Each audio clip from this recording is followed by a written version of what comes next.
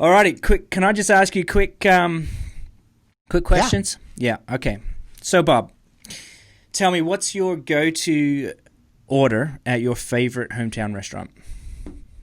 Oh, go-to order. I'm over the moon about Mexican food, and we do pretty good Mexican. Do they have Mexican food down there in Australia? They do, but we're really good at doing Asian food because we're a lot closer to Asia. Yeah. So the Mexican. Well, they just kill it. We look out our back porch at Mexico. Yeah. I mean, it's just right there, and so we've got some great food. So quesadilla, sour cream, little guacamole, change your life. Yeah. Fish. I had some good fish tacos at that. Battered fish tacos. Oh, yeah. Where was that?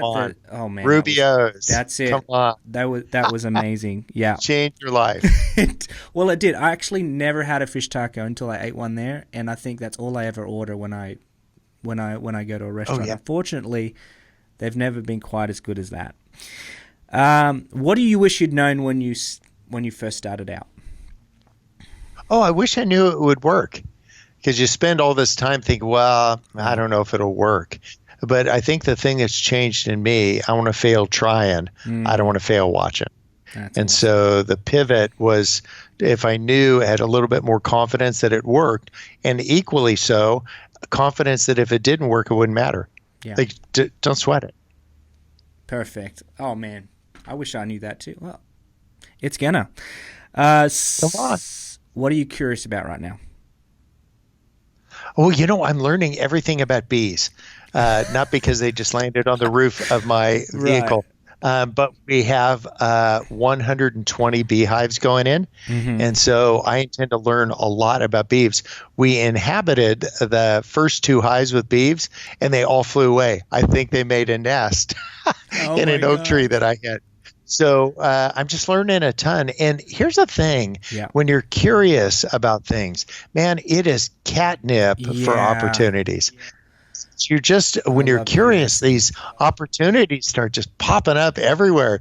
Like, I don't know anything about horses, but evidently I'm the horse guy now. And I was just curious.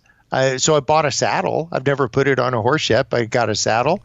And so I'm curious how to learn how to do that. So Saturday, I'm going to saddle one of these horses up. I might be in a body cast by Sunday, but I'm just going to saddle that thing up and we'll figure this thing out. Curiosity is definitely something that I've learned to lean into a lot more instead of, and not just being curious, but actually let's just try it.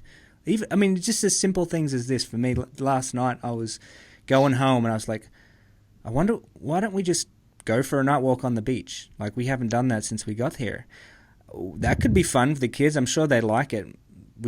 I got home, the first thing we did, load into the car, went down to the beach.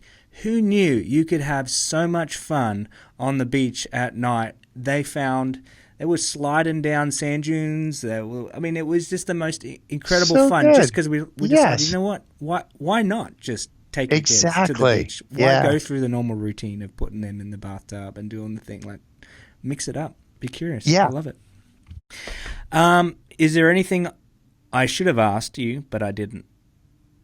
Oh, I think you nailed it. We've talked about a little bit of the past, a lot about the present, and a ton about the future. Yeah. And I think if we could order those kinds of things in our friendships, just a little bit of the past, give me context for what's going on, a little bit about the present so I understand what are the big issues of the day, and then tell me about the future. And so I've, with all the crazy that's happened, we decided this idea. I got to my 3 years, 2 months, 14 days, and 16 hours. And so I canceled every speaking thing I have, all of them. Everywhere, not because of COVID, and I didn't let them cancel with me. I canceled for the next year. I just said, I'm out. And so it's just beautifully, it's been this pivot. And I'll be writing books and tickling grandkids. You got little Charlie. Yeah, come on. That's it. That's so good. Who's someone that's inspired you or someone you look up to? Oh, 2 guys popped to mind immediately. One is Don Miller, a buddy that wrote a book called Blue Like Jazz and so many other ones. Just a really great guy. I love all the different seasons he's gone. A lot of people that knew him 15 years ago knew him as a hippie living in Portland in a Volkswagen bus. But now he's a business guy and making the same kinds of differences in people's lives, but probably amplified more. Another guy, Miles Adcox, that's a buddy of both of ours.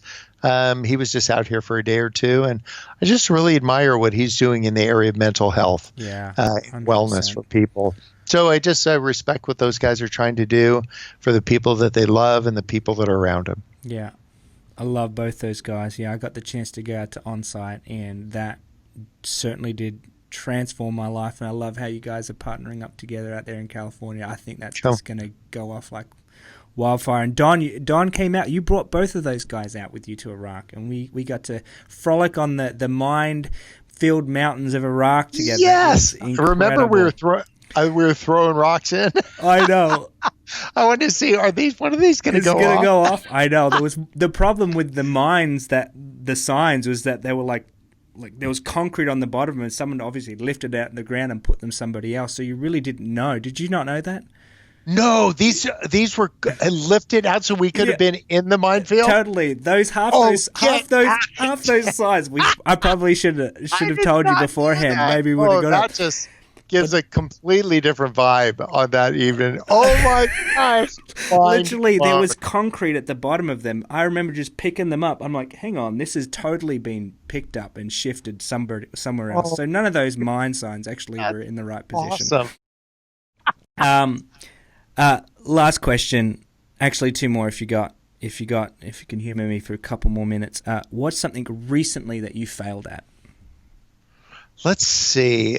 It'll be misunderstandings with people that you love. You have something in mind, or you feel like somebody didn't hear you right, or you were misunderstood, and then you have this like thing that's out there, and so I count those as failures. And then what we need to do is find our way back. And sometimes it's easy and sometimes it's difficult, but the need is still the same, to find your way back.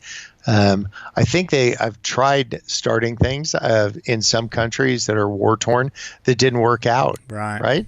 Yeah. And we've had some things that we've invested a lot of time and energy and money, and that's a lot of books that went into raising the money to give to a thing, and to have it fail, I just go like, but the trick is to not walk away bitter, but to walk away, to just walk away, and to just say like, you don't need to lead a palace revolt every time things don't go the way you want. You can just walk away. Totally. And there's something beautiful about that. But I do count that as a failure, because some people have the misapprehension that everything goes awesome. No. Like I go this, and the horses arrive, and this, and they go like, oh no, I've like spent millions of dollars on things and had them just implode. Right. Just crater. But what I'm doing is I'm not spending a lot of time looking in my rearview mirror at that stuff. So engaged in what's ahead of me. It's not ignoring that entirely. It just doesn't matter anymore. And that's how God feels about us. Yeah. He just doesn't see about all this stuff in our past. Every time I look over my rearview mirror in my car, I think that's for combing your hair. I'm not looking bad. I'm looking forward. I love it. Well, last question, thank you, Bob, is because this is called Justice Matters, why does justice matter to you? I think that justice is going to be one of those few things that we'll be talking to God about later. And eternity is a really long time, but it's more wines than I've got. And I think those will be among the things that we'll spend a lot of time talking about. If it's true that we're here, if it's true that we are not to instruct or manipulate other people, but to enjoy and assist other people, I think these will be among the conversations we have in heaven. It's like, so what did you do with what I've got? Everybody doesn't need a Bible verse, but it's Matthew 25. It said, I was hungry and you fed me. Yeah. I was thirsty and you gave me something to drink. I was a stranger. I was kind of creepy, but you invited me in. I was sick. You comforted me. I was naked and clothed. I was in jail. He came. So I would say I would do those things. Hungry people, thirsty people, sick people, strange people, naked people, people in jail. James talks about widows and orphans. But even if put the Bible to the side, do it because it's the right thing to do. Totally. these people are here. You have the opportunity. Take the shot. Yeah.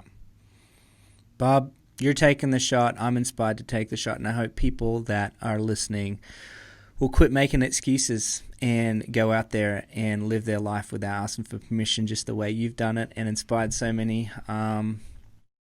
You're the best. Love you, Bob. Oh, well, you're very generous. Greet the family for me, and they were just so love excited. Seeing your mug. Yes, I told them I was talking with Bob. They only know one Bob. They don't even know Bob the tomato.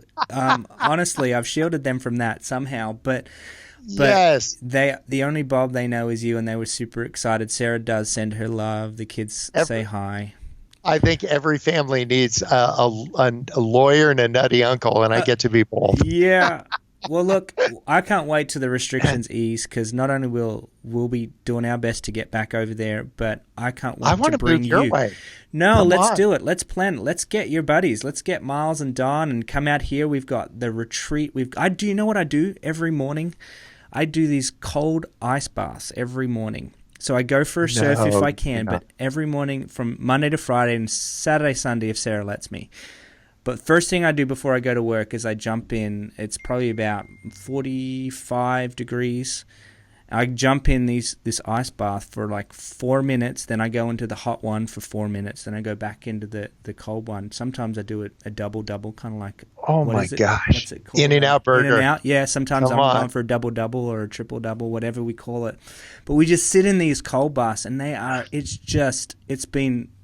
it's been the best start to my day I ever have. Really? I've been feeling like pumped. I'm like, psychologically, I've got to like sit in this, like, yes, my balls are freezing off. I'm telling you, it is really cold. I would think things would be anatomically changing. It's so good. Rapidly. Yeah. But it's been so much fun. But it's a great. I say all that to say this is a place to hold retreats. There's mountains and beaches, and so I'm planning that if I don't get out there and end up moving your way again, we'll definitely do our best to bring you out and I'd share love you that. with all my family. I want the rest of the family. Maria came with me, I think. Yeah. To the down there a little while ago, and I think we'll come back down. There's so many. I mean, I would love to take Adam and Richard on down across the border down in northern New South Wales. We live right on a state line border here. You technically can't go across unless you have like special permission, but we ended up just realizing all you need to do is go online and fill out this form and put it on your car, and apparently you've got special permission. We just went surfing. Yeah. We drove across the border, and it is like untouched. It's kind of like going to Mexico, Baja, really? Right? And we just had a great surf safari. There's so many fun places. It's all within like 30, 45-minute drive, and it's so much fun. So I would absolutely love to have you out here. Sign We've got the accommodation, hook you up. So. We'll get this thing figured out in the next couple months. We'll figure something out with the all the thing that's keeping everybody apart. I know, right? It's crazy. Yeah. Bob, all right, buddy. To everybody. Happy Thanks day. so much. Oh, this is amazing.